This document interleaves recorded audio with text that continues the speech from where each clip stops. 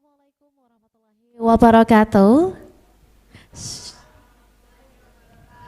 Shalom, Om Swastiastu, Namo Buddhaya, salam kebajikan dan salam sejahtera untuk kita semua. Tentunya izinkanlah saya Adisa Husnuzan pada sore hari ini menyapa seluruh teman-teman dari Universitas Hasanuddin Makassar, Universitas Negeri Makassar dan juga tentunya seluruh Tribuners yang telah bergabung secara online. Tentunya pada sore hari ini Tribuners walaupun cuaca mungkin cukup hujan dan seterusnya, tapi mudah-mudahan semangat kita untuk berdiskusi pada hari ini tetap membara. Karena dalam ngobrol politik edisi hari ini Selasa 17 Desember 2024, kita akan berbincang dan berdiskusi mengenai partisipasi masyarakat pada pemilihan gubernur Provinsi Sulawesi Selatan bersama dengan salah satu komisioner KPU Provinsi Sulawesi Selatan Bapak Hasruddin Hussein. Untuk itu izinkan saya menyapa, selamat sore Bapak. Iya, selamat sore Mbak Susan. Iya, gimana Pak kabarnya, mungkin perjalanan ke sini lancar? Ya, alhamdulillah hujan sejuk ya, Iya. sama dengan sejuknya Pilgub Sulawesi Selatan beberapa hari kemarin. Ya. Luar biasa, Pilgub Sulawesi Selatan sejuk kalau kata Bapak pada hari ini ya, Tribuners. Nah, mungkin sesuai dengan tema kita pada hari ini Pak, mengenai partisipasi masyarakat dalam pemilihan Gubernur Sulawesi Selatan sendiri, dapatkah dijelaskan kepada Tribuners bagaimana tingkat partisipasi pemilihan yang ada di Provinsi Sulawesi Selatan di Pilkada serentak pada 27 November kemarin? Silahkan Pak. Ya, terima kasih Mbak Susan. Selamat sore, Assalamualaikum warahmatullahi wabarakatuh. Salam sehat buat adik-adik mahasiswa yang sempat hadir di studio, kemudian Tribuners yang hadir secara online. Jadi dari KPU Sulsel, pertama kami ingin mengucapkan terima kasih telah datang ke TPS. Ya, ini kan tentang partisipasi siapa-siapa saja yang datang ke TPS. Jadi pasca pemilihan Gubernur Sulawesi Selatan, pasca pemilihan Bupati dan Wali Kota Sulawesi Selatan di tanggal 27 November tahun 2024, tentunya selalu menjadi indikator setelah selesainya kegiatan-kegiatan yang bersifat teknis, ya, mulai dari masa pencalonan, kemudian masuk masa kampanye, kemudian masa tenang dan pemungutan dan penghitungan suara. Itu selalu berujung berapa persen tingkat partisipasi ataukah berapa besar masyarakat yang terdaftar sebagai pemilih, yang bersyarat sebagai pemilih datang ke TPS.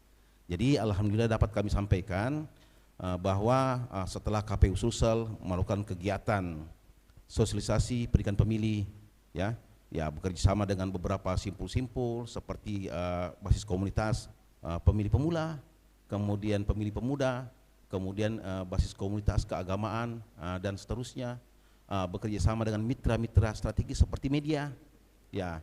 KPU Sulsel bisa mengawal tahapan-tahapan pemilihan gubernur dengan baik. Ya, dapat kami sampaikan juga bahwa tahun 2024 ini dalam perhelatan pemilihan gubernur merupakan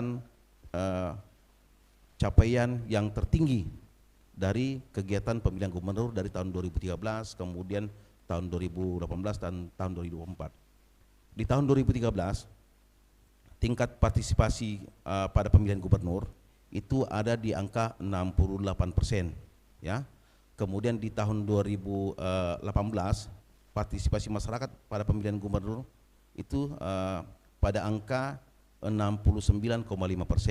Nah, alhamdulillah berkat partisipasi masyarakat yang betul-betul paham tentang kesadaran politik, paham tentang pentingnya masyarakat sebagai pemilih dan memahami hak asasinya sebagai masyarakat yang punya hak pilih datang ke TPS, maka KPU Sulsel dapat menyampaikan bahwa tingkat partisipasi pada pemilihan gubernur tahun 2024 ini sebesar 71,5% atau ada kenaikan kurang lebih 2%.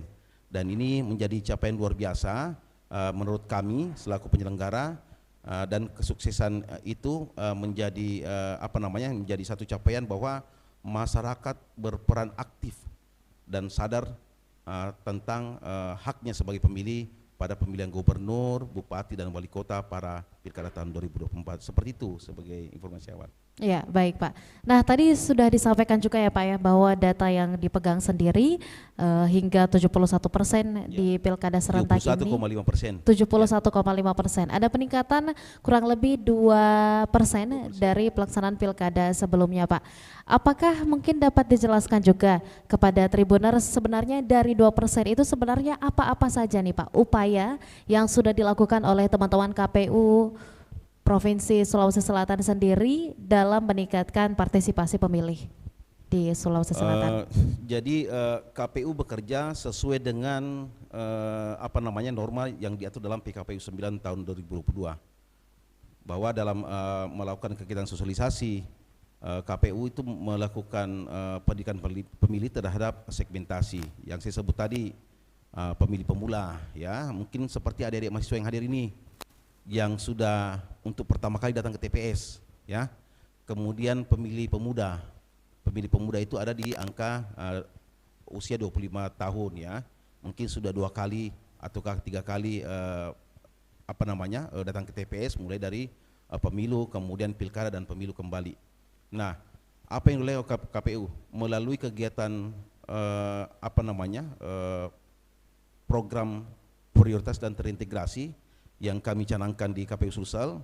Di awal mulainya berjalan tahapan bahwa KPU itu merumuskan program-program apa kira-kira yang bisa menyentuh masyarakat, terutama pemilih pemula dan pemuda yang ada di angka kurang di atas 50%. Jadi banyak nih Pak Ustadz, itu pemilih pemula dan pemuda itu ada kisaran 50% lebih. Jadi seharusnya kalau mau konsisten ada yang calon jadi dari pemilih pemula menjadi calon gubernur harusnya bisa terpilih karena angkanya memang cukup besar. Nah, program prioritas dan terintegrasi ini kami coba rumuskan dalam bentuk kebijakan pendidikan pemilih di KPU Sulsel yang terintegrasi dengan 24 kabupaten kota. Harapan kita ya bahwa kegiatan pendidikan pemilih itu bukan itu saja, ya. Ini kan pilkada ini sudah berulang-ulang kami laksanakan. Tapi memang penting kita melakukan upaya-upaya menyentuh, ya, utamanya pemilih pemula, ya, menyentuh bagaimana bisa melakukan pendekatan kepada mereka, ya. Apa yang dilakukan misalnya kemarin sebelum kita masuk masa tahapan pilkada, KPU Sulsel ini melakukan riset, ya, melakukan riset di 24 kabupaten kota, ya. Nah, hasil riset itu yang selalu menjadi masalah ternyata di setiap pemilu maupun pilkada itu ada 3. Pertama, netralitas ASN, ya, termasuk penyelenggara. Kemudian politik uang, yang terakhir itu hoax, ya. Ini ada kaos saya hoax ini. Ini ada 3 yang selalu menjadi indeks kerawanan. Nah, ini menjadi roadmap buat KPU Sulsel dalam menyusun satu program yang terintegrasi. Nah, program apa yang kami coba luncurkan berdasarkan hasil dari riset itu. Kami kemarin bekerja sama dengan salah satu universitas, kita sebut saja UNHAS, ya, Universitas Hasanuddin, mengirim mahasiswa ke 24 kabupaten kota melalui KKN tematik. KKN tematik itu dalam bentuk KKN pilkada untuk kita. Jadi dulu kalau mahasiswa turun ke masyarakat, ya, itu di zaman saya tahun 97 KKN, ya, tahun 96 97 saya KKN. Itu kerja kita apa? Bikin pelan-pelan jalan, mengecat pos-pos desa, ya, pos kesehatan masyarakat. Menurut saya sudah tidak relevan lagi dengan kondisi kekinian, sehingga melalui kerjasama dengan P2KKN Unhas, kami bekerjasama dalam kegiatan program tematik. Program tematik ini mahasiswa sebanyak 260 orang kita bekali tentang bagaimana menjadi pemilih yang cerdas. Mereka turun di 24 kabupaten kota dan ini sangat sukses ini, sangat sukses. Ya, KPU Sulsel tidak punya tidak punya sangat minim, ya, sangat minim personel. Bagaimana bisa melakukan pendekatan kepada masyarakat terutama basis pemilih pemula. Maka mahasiswa ini turun ke 24 kabupaten kota melalui metode pendekatan yang mereka punyai, ya. Mulai dari membuat akun Instagram, ya, akun Facebook, kemudian TikTok dan sebagainya, dan menyentuh semua pemilih-pemilih yang ada dalam komunitas-komunitas informasi teknologi. Ini sangat-sangat sukses ini.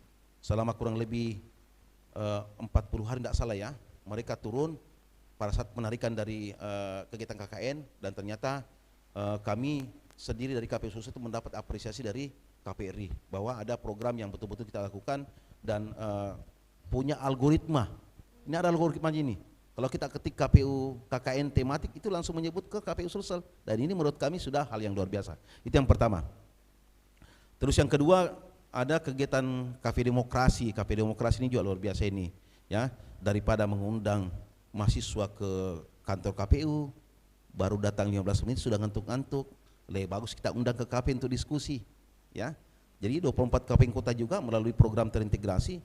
Ada kurang lebih 96 kafe se-Sulawesi Selatan yang coba kita sasar di program awal. Itu betul-betul bisa memaksimalkan upaya-upaya pendekatan dalam menyasar pemilih pemula, ya. Terus selanjutnya untuk KPRU sendiri kemarin ada meluncurkan film Tepatilah Janji, ya. Itu ada filmnya ini. Nanti kalau ada waktu kita putar juga di studio ini. Kalau ada yang mau datang nonton ya. Boleh ya kita Pak bisa ya, kita putar di sini nobar ya. ya. Film Tepatilah Janji. Tepatilah Janji ini yang disutradarai oleh Garin Nugroho. Ini sangat-sangat bagus. Kalau di pemilu kemarin filmnya Kejarlah Janji, di pilkada ini Tepatilah Janji. Upaya-upaya secara maksimal, bukan lagi meminta kepada pemilih pemula datang ke KPU dan kemudian kita kasih informasi dalam bentuk diskusi. Ini sudah menurut kami sudah ketinggalan seperti ini, ya. Tapi melakukan pendekatan dengan visual video, visual film, itu sangat-sangat memberikan pendidikan, edukasi yang luar biasa. Karena dalam film itu materinya sendiri ada politik uang, ada hoax juga, ada netralitas, ya, yang betul-betul sama dengan segmentasi yang disampaikan tadi dan bisa masuk ke benak utamanya mahasiswa-mahasiswa selaku pemilih pemula pada pemutaran film ini. Program lain yang kita lakukan seperti kegiatan Kemah Demokrasi itu ada juga. Kemudian kita menyasar juga festival UMKM. Jadi KPU itu bukan hanya tentang pemilih-pemilih yang ada di basis segmentasi, kita sentuh juga UMKM ini, ya, sampai dengan basis komunitas anak jalanan, ya. Kami sudah kerjasama dengan Tribun juga, tidak salah kemarin ya, anak jalanan, festival musik anak jalanan. Kemudian kemarin ada Pilkadaran ini satu-satunya event yang mendapat rekor muri, ya. Itu pesertanya kurang lebih 20.250 orang, tersebar ke 24 kabupaten kota dan dilaksanakan serentak pada tanggal 18 Agustus jam 06.00 play off-nya, dan ini dapat rekor muri. Sekira seperti itu kira-kira upaya-upaya dari KPU Sulsel, ya, memikirkan program. Kalau saya istilahkan memfantasikan program, kita berfantasi apa yang dimau oleh pemilih pemula, ya. Komunitas-komunitas motor segala macam, ya. Itu kita coba sentuh bagaimana bisa memberikan aksi yang berbeda kepada mereka dan bisa menyentuh bagaimana supaya pemilih pemula, pemilih pemuda, basis komunitas, kelompok keagamaan sadar terhadap pentingnya demokrasi pada pemilihan gubernur Sulawesi Selatan tahun 2024. Seperti itu, Mbak Susan. Baik, Ya. Pak. Nah, cukup menarik sebenarnya bahwa ada semacam strategi-strategi khusus yang diambil sebagai langkah oleh teman-teman dari KPU untuk menyasar nih para pemilih-pemilih pemula ataupun juga pemilih-pemilih yang usianya masih cukup muda rentangnya, Pak.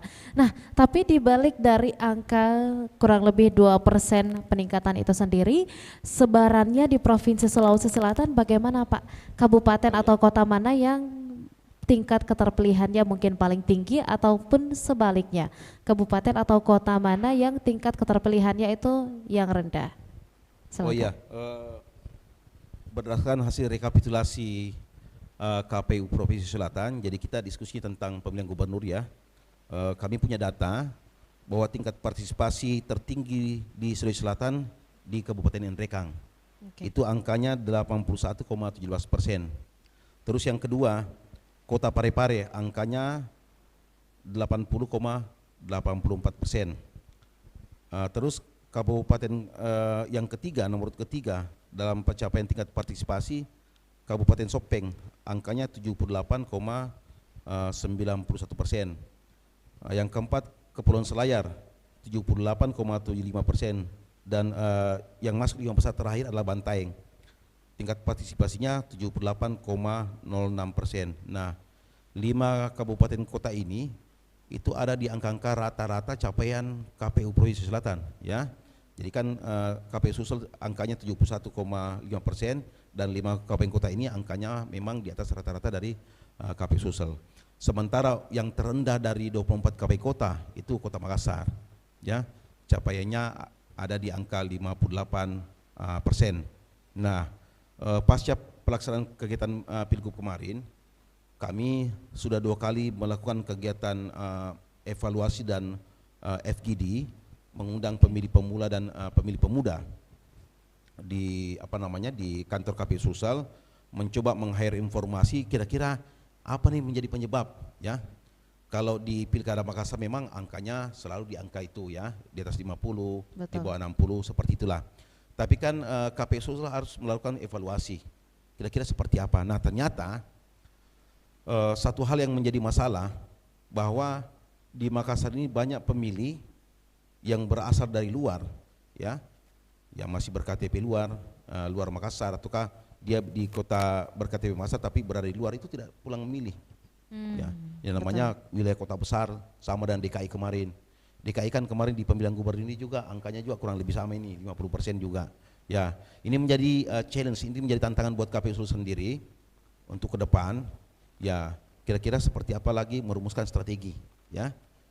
Paling tidak ya karena pemilih itu bisa melakukan upaya pindah memilih di satu TPS asal ke TPS tujuannya, itu harus betul-betul bisa terfasilitasi dengan baik, ya.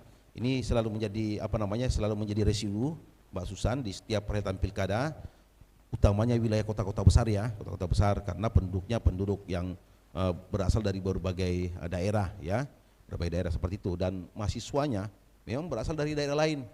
Ya, ini harus betul-betul dijadikan sebagai catatan penting buat KPU Sulsel sendiri, terutama ya bukan hanya KPU Sulsel, seluruh Indonesia. Ini case-nya sama, ya. Berbeda dengan pemilu. Kalau di pemilu kemarin, kalau warga negara yang sudah punya hak untuk memilih berada di suatu tempat, itu dia bisa nyoblos pilpres. Kalau misalnya orang Sumatera ada di Makassar, itu dia bisa nyoblos pilpres. Tapi kalau di pemilihan gubernur harus berada dalam wilayah yang sama dalam 24 kabupaten kota Sulsel ini. Itu menjadi tantangan sendiri. Sehingga kalau lihat pola partisipasi antara pemilu dengan pilkada, memang angka partisipasi di pemilu itu selalu lebih tinggi dibanding dengan angka partisipasi di pilkada serentak. Seperti itu, Mbak Susan. Baik, Pak. Nah, lantas selain dari kondisi-kondisi di mana para pemuda misalnya itu sedang merantau dan seterusnya, sehingga tidak bisa melakukan pemilihan sendiri atau tidak datang ke TPS, tidak bisa datang ke TPS untuk memilih calon gubernur Provinsi Sulawesi Selatan, di lapangan sendiri, Pak, apa saja nih kendala-kendala yang mungkin masih ditemukan oleh teman-teman KPU dan juga Bawaslu mungkin ketika ingin melihat partisipasi masyarakat dalam pemilihan Pilgub Sulsel ini, apa aja, Pak, kendalanya? Ya, kalau pada prinsipnya secara teknis sebenarnya ya kami selaku penyelenggara itu selalu menyatakan bahwa tidak ada kendala di setiap kawasan teknis. Okay. Ya, akan tetapi saya mengingatkan bahwa dari 3 indeks kerawanan pemilihan, netralitas ASN, kemudian hoax sendiri, itu politik uang yang selalu menjadi masalah terbesar di setiap setiap kontestasi pilkada. Ini politik uang ini, ya. Dan politik uang itu sudah masuk, ya menurut kami sudah menjadi satu kebrutalan demokrasi. Nah, hasil FD kemarin terungkap juga, ya, politik uang, malah dari mahasiswanya saya tidak perlu sebutkan dari mana universitasnya, dari mana asalnya, dia sampaikan bahwa kami tidak menerima lagi uang tunai, ya, tapi mereka langsung dikirimkan ke satu aplikasi, saya tidak usah sebut namanya, ya. Masuk itu, jadi bukan dalam bentuk politik uang apple to apple, memberikan dalam bentuk amplop lagi. Jadi mereka sudah didata luar biasa ini. Jadi ya menjadi kesulitan buat penyelenggara dalam mengungkap modus politik uang. Itu menjadi tantangan sendiri di setiap tahapan-tahapan yang berjalan baik pilkada maupun pemilu. Nah, politik uang ini kalau tidak menjadi kesadaran secara pribadi, ini agak-agak sulit juga kita kita kita manai sebagai demokrasi yang membawa demokrasi Sulsel ini semakin baik ke depan, ya. Utamanya di beberapa daerah yang memang selalu ya tercitrakan dengan hasil pilkada kemarin, masuk ke media bahwa angkanya ada yang menerima 500.000, 750.000 sampai 1 juta. Ini kan luar biasa nih. Mudah-mudahan yang hadir di sini tidak ada menerima politik uang, ya. Itu sama dengan kalau kita menggadaikan hak kita, ya, dan menjadi bagian daripada kebrutalan demokrasi di kontestasi baik pemilu maupun pilkada. Itu menjadi tantangan buat KPU seluruh Indonesia. Tantangan bukan hanya menjadi tantangan KPU sebenarnya. Ya, bicara tentang demokrasi kan bukan hanya milik KPU, bukan hanya milik Bawaslu, bukan hanya milik media, tapi milik dari warga negara sendiri, ya. Sehingga kalau kita lihat ini kaos saya tidak perlu menyebut lagi bahwa politik uang misalnya dalam bentuk tolak politik uang, tapi memberikan tanda tanya, ya, supaya kita sama-sama menanyakan mau dibawa kemana politik uang ini, dibawa kemana hoax ini, sehingga ada kesadaran politik dan menjadi partisipatif bahwa politik uang itu sudah sama-sama kita harus pikirkan. Itu contoh di belakang tasnya itu, politik uang, kemudian ada tanda tanya, bukan lagi tolak politik uang, tapi sudah merasakan itu kalau orang bertanya itu, ya, tanda tanya politik uang, mau dibawa kemana politik uang. Jangan hanya memberikan beban kepada penyelenggara pemilu baik KPU Bawaslu, tapi betul-betul harus menjadi bagian yang terintegrasi satu sama lain bahwa politik uang itu sudah merasakan dan harus kita sama-sama tolak, ya. KPU Bawaslu sudah memberikan norma, aturan, dan masyarakat selaku pemilih harus sadar betul pentingnya demokrasi dengan menolak politik uang. Seperti itu, Mbak Usan. Oke, baik Pak. Nah, teman-teman Tribuners dan juga tentunya teman-teman mahasiswa yang telah bergabung di sini, saya mungkin mulai buka sesi tanya jawab dulu. Ada yang sudah punya pertanyaan? Gimana? Oh, boleh, silakan. Teman rekan yang berbaju merah, silakan untuk perkenalkan nama, kemudian kampus asalnya, sekaligus diberikan pertanyaannya secara jelas.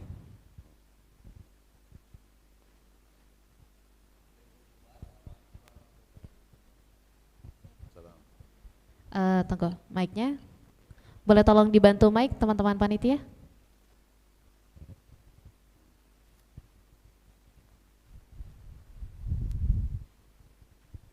Tes. Baik, bismillah. Assalamualaikum warahmatullahi wabarakatuh. Waalaikumsalam warahmatullahi wabarakatuh. Sebelumnya terima kasih atas kesempatan yang diberikan. Perkenalkan, saya Hervin Aljumari dari Universitas Hasanuddin, Fakultas Ilmu Budaya. Jadi pertanyaan saya Bapak, apa strategi dari tantangan yang dihadapi pada saat pra-pemilu untuk menjangkau partisipasi masyarakat di daerah terpencil yang belum tersentuh arus teknologi, dan lantas upaya apa yang dilakukan oleh KPU untuk mempertahankan momentum partisipasi masyarakat pasca pemilu pada saat ini? Ya, terima kasih. Oke, ada 2 pertanyaan nih Pak, intinya. Jadi boleh, silahkan. Oh iya, siapa namanya tadi? Hervin. Arvin. Ini pertanyaannya keren ini, ya. Ya.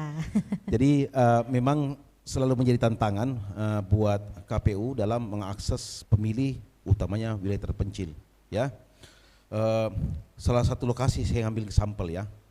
Salah satu wilayah di di Luhut Timur, itu pun saya baru dapat kemarin setelah berdiskusi dengan teman-teman KPU penyelenggara pilkada di Luhut Timur. Itu ada satu dusun di Kecamatan Mangkutana, ternyata punya kultur. Mereka sama sekali tidak ada datang ke TPS. Itu dari dulu itu. Mereka tidak ada yang mau ke TPS. Alasannya sebenarnya alasan yang memang sudah menjadi kultur mereka. Katanya kalau datang ke TPS dan bupati yang terpilih itu atau gubernur yang terpilih itu berbuat salah, maka mereka ikut berdosa. Ini luar biasa, ini jadi tantangan ini, ya.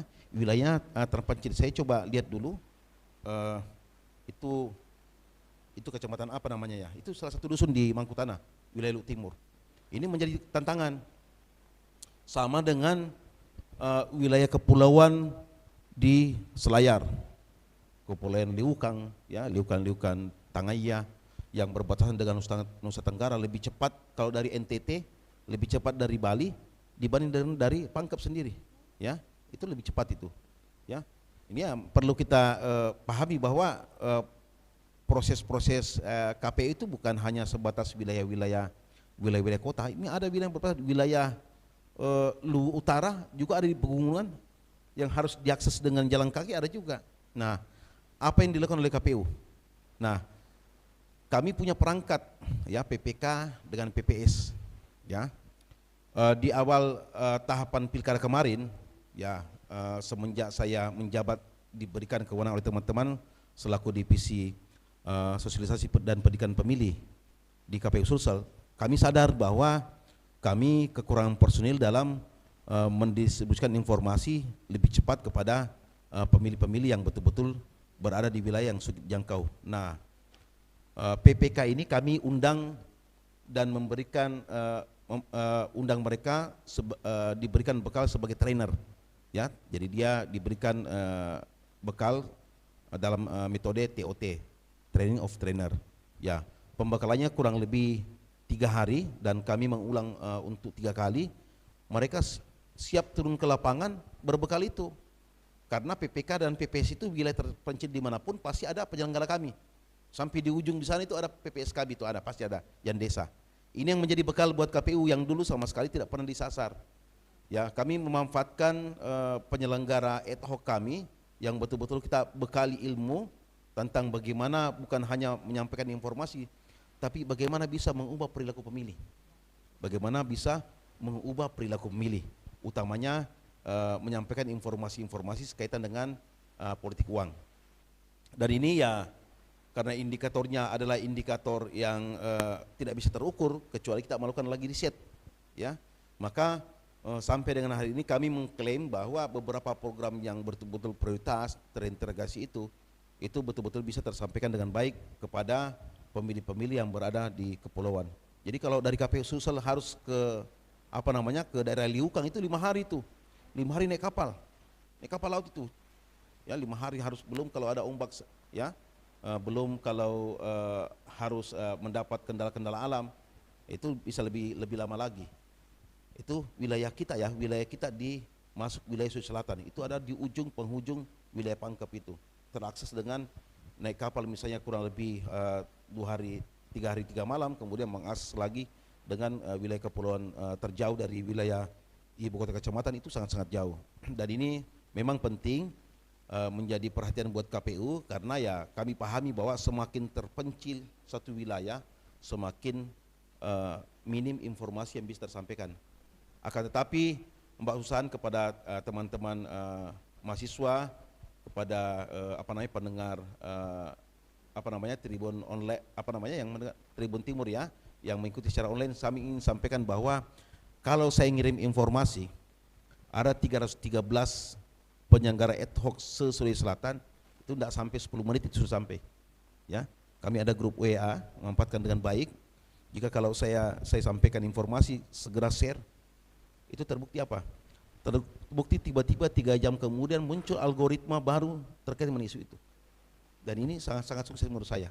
Sama dengan teman-teman pada saat menyebar informasi secara cepat, kami gunakan metode bahwa hoax itu menyebar cepat.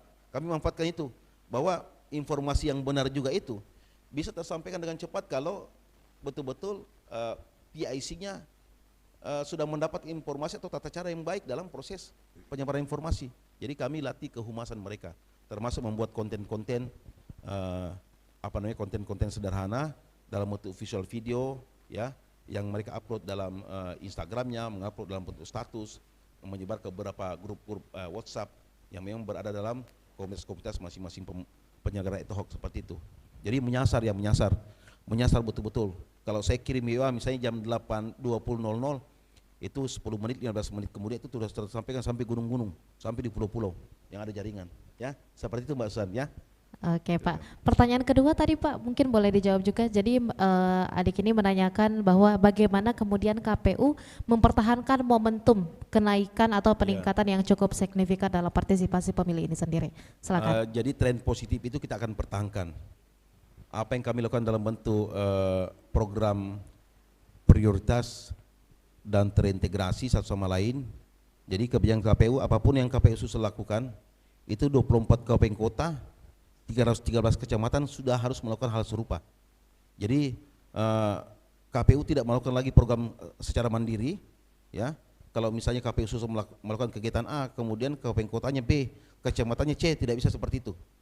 Kalau KPU susah melakukan kegiatan A, maka sampai dengan 313 kecamatan melakukan upaya yang sama dalam proses pendidikan pemilih. Nah, kalau kita melakukan kegiatan yang berbeda, hampir dipastikan itu semeraut juga informasinya. Jadi itu mempertahankan tren positif dengan program terintegrasi itu, insya Allah perhelatan pilkada ke depan, perhelatan pemilu ke depan, tren ini akan coba kita pertahankan dengan metode tadi, kegiatan prioritas dan terintegrasi yang merupakan gagasan, menurut saya gagasan besar ya, gagasan bagus untuk menyongsong pilkada ke depan. Nah, apalagi yang kami coba lakukan, beberapa evaluasi yang mencoba kita akhir informasinya, ya, seperti ternyata ya kelompok-kelompok yang saya sampaikan tadi di wilayah kecamatan Mangkutana, Luwu Timur itu, ini betul-betul harus kita push di sana informasinya, ya. Bagaimana bisa memberikan kesadaran politik, paling tidak menggunakan haknya dulu.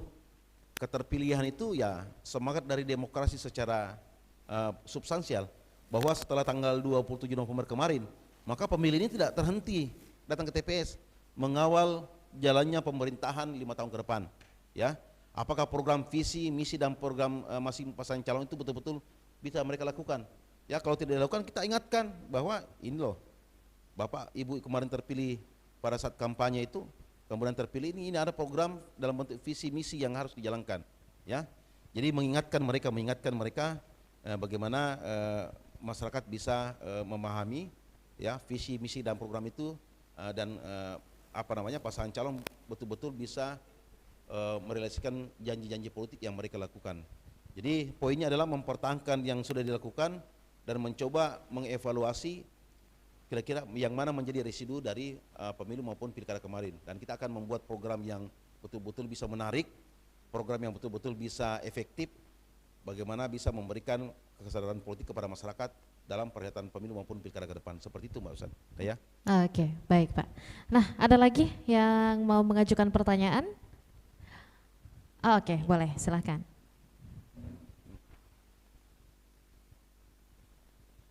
Silakan memperkenalkan nama, kampus asal, dan jelaskan pertanyaannya.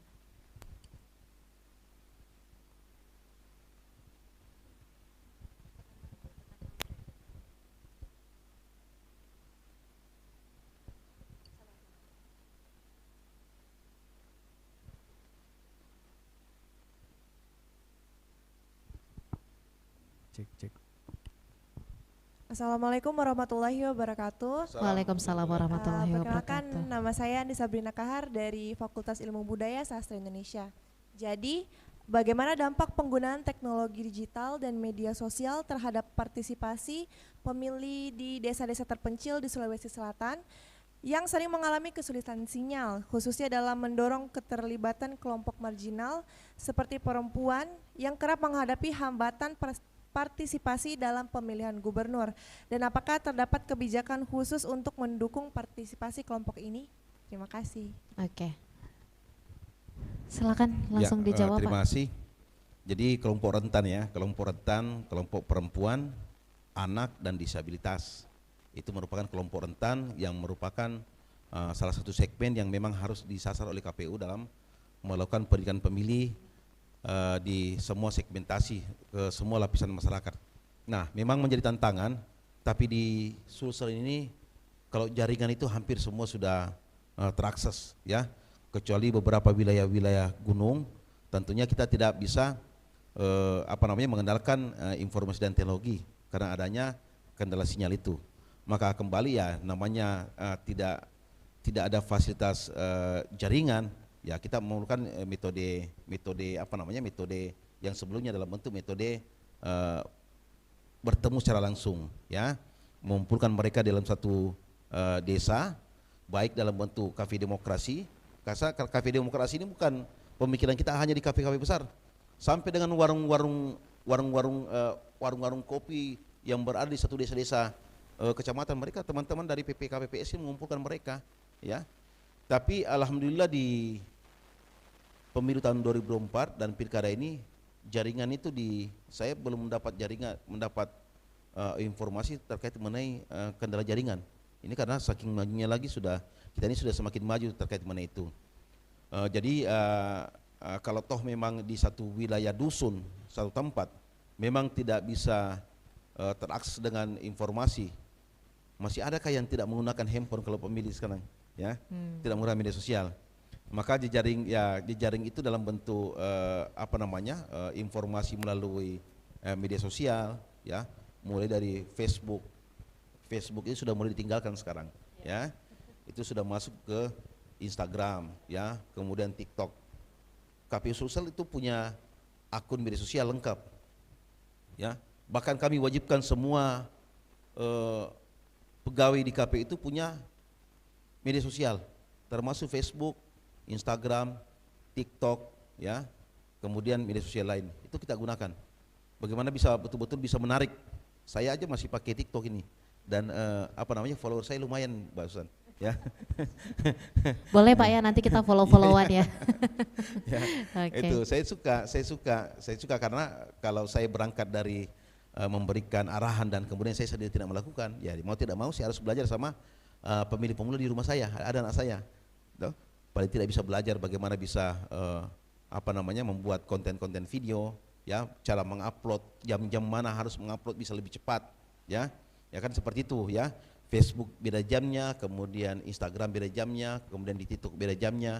Nah, itu menjadi menjadi hal yang memang baru di Pilkada tahun 2019 kemarin, dan lebih kami melakukan pendalaman di pemilu tahun 2024 dan kemudian masuk Pilkada tahun 2024, utamanya memanfaatkan informasi teknologi media sosial dalam menyasar segmentasi pemilih. Jadi kami lakukan itu. Ya, teman-teman kalau bisa lihat kemarin sudah ada yang follow Instagram KPU Sulsel. Kemarin itu kami melakukan lomba selfie, foto selfie. Ya, ada ya? Itu ada ya? Saya pas buka informasinya baru aja mau Itu saya ada. tanyain. Itu lomba selfie.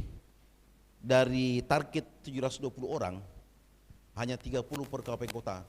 Saya dapat laporan kemarin di teman-teman yang mengelola media sosial, ternyata pemenangnya di atas 720 orang. Yang mengakses Instagram pada hari pemungutan suara itu sebanyak 1.230 orang lebih, ya. Itu lomba selfie. Jadi mereka lomba selfie, kemudian men-tag KPU Sulsel, dan pemenangnya kami sementara mau umumkan ini, ya. Jadi ada lomba selfie itu. Itu hal-hal yang mencoba kami lakukan, bagaimana bisa menyasar dengan baik. Kalau orang lomba selfie itu pasti datang ke TPS, tidak mungkin datang ke TPS hanya foto dan kemudian pulang, ya, pasti. Dan kita siapkan hadiah menarik itu, bahasan itu. Hadiahnya itu pasti setelah mereka terima itu kaget juga mereka terima. Kita siapkan cenderamata lah dalam bentuk hadiah yang betul-betul bisa digunakan oleh pemilih yang yang sudah berpartisipasi pada lomba selfie di TPS itu, ya. Jadi ada lomba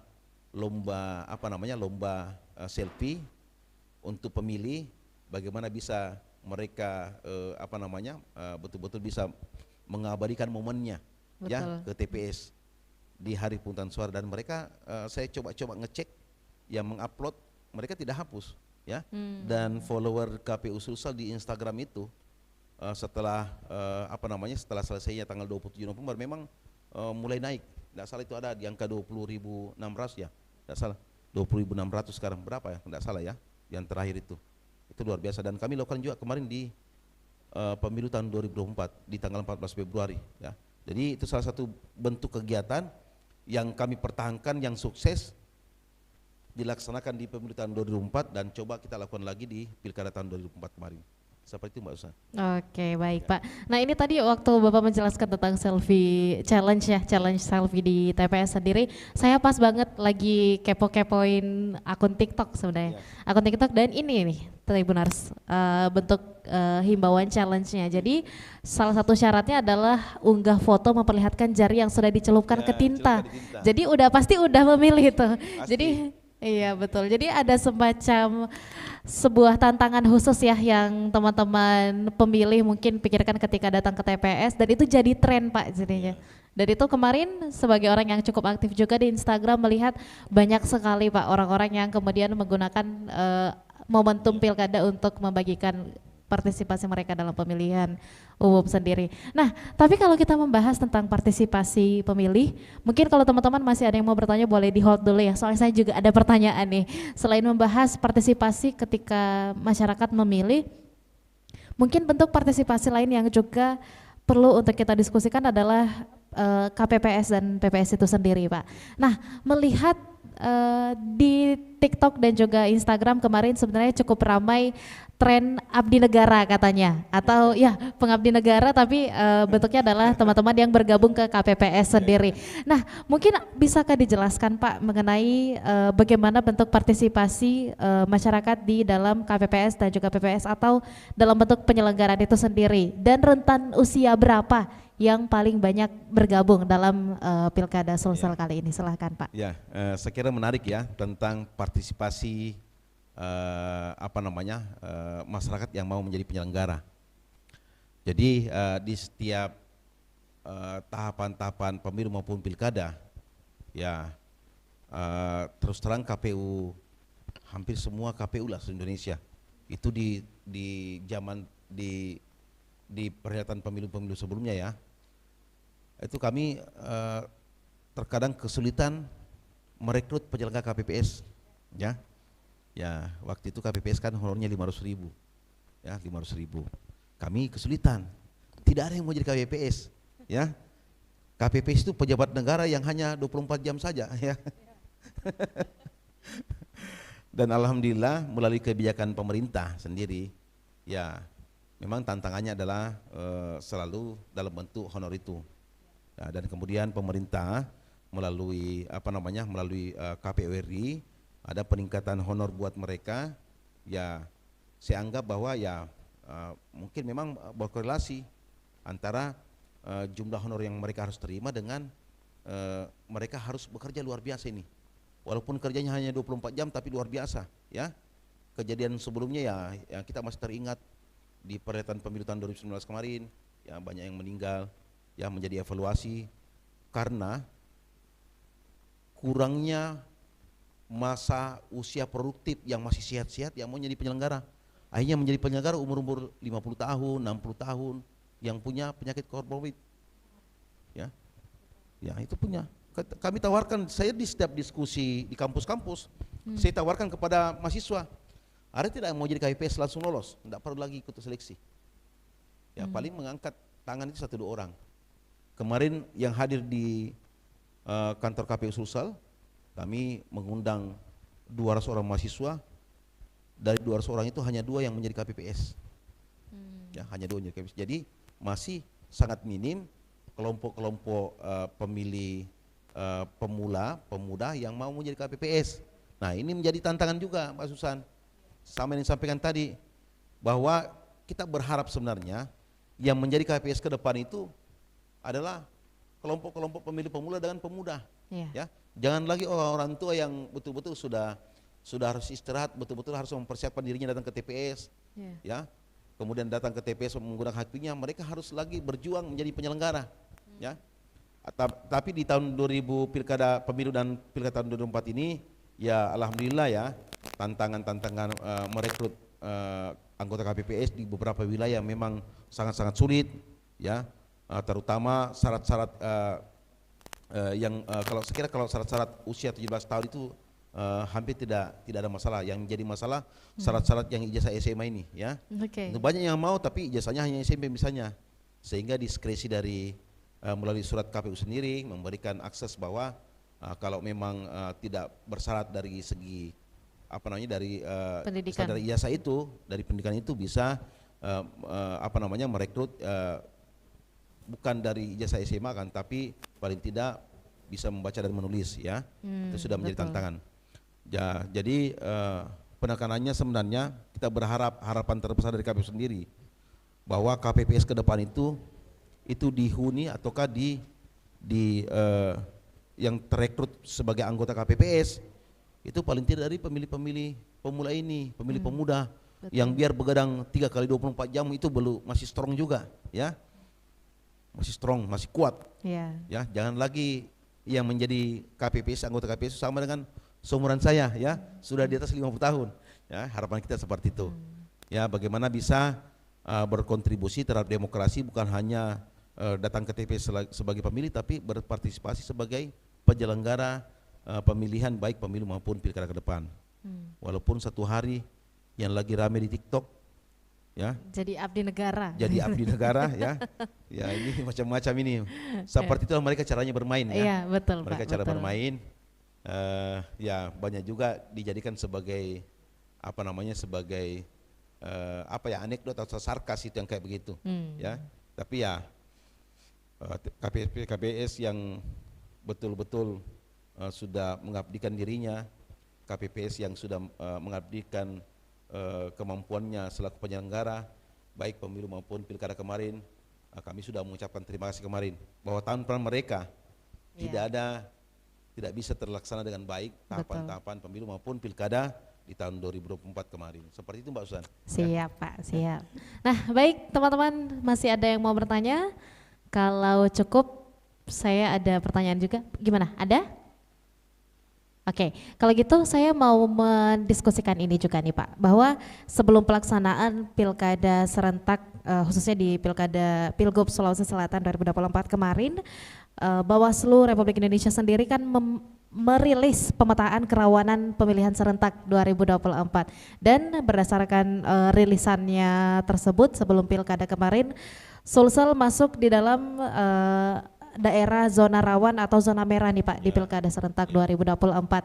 Nah, tapi kemudian setelah pelaksanaan selesai bagaimana Pak? Apakah itu terbukti ataukah malah menunjukkan hasil yang positif di pilkada Sulawesi Selatan? Silahkan Pak. Ya, zona merah diistilahkan di setiap kontestasi pemilu maupun pilkada. Dan kita bisa menjawab bahwa saya sampaikan di awal tadi, Sulsel ini sejuk. Ya. Sulsel ini aman. Karena kenapa? Masyarakatnya sudah cerdas, ya. Ada dinamika yang terjadi di beberapa daerah, ya, beberapa daerah yang cukup dinamis, tapi alhamdulillah berkat kerjasama antara KPU sendiri, Bawaslu sendiri, kemudian pihak-pihak yang bermitra secara strategis dengan KPU sendiri, kepolisian, kemudian dari TNI, kemudian kelompok-kelompok keagamaan yang memang berperan serta dan terlibat langsung, sehingga ya kita melalui pilkada tahun 2024 ini dengan aman dan sejuk. Ini sangat-sangat aman, dan kita bisa menjawab bahwa KPU Sulsel itu aman-aman saja, ya, bahwa Sulsel aman, masyarakat Sulsel yang menjadi apa namanya, menjadi wilayah pemilihan serentak gubernur tahun 2024 ini betul-betul bisa memaknai demokrasi itu tidak ada kekerasan yang terjadi, ya. Boleh berkompetisi secara sehat, ya.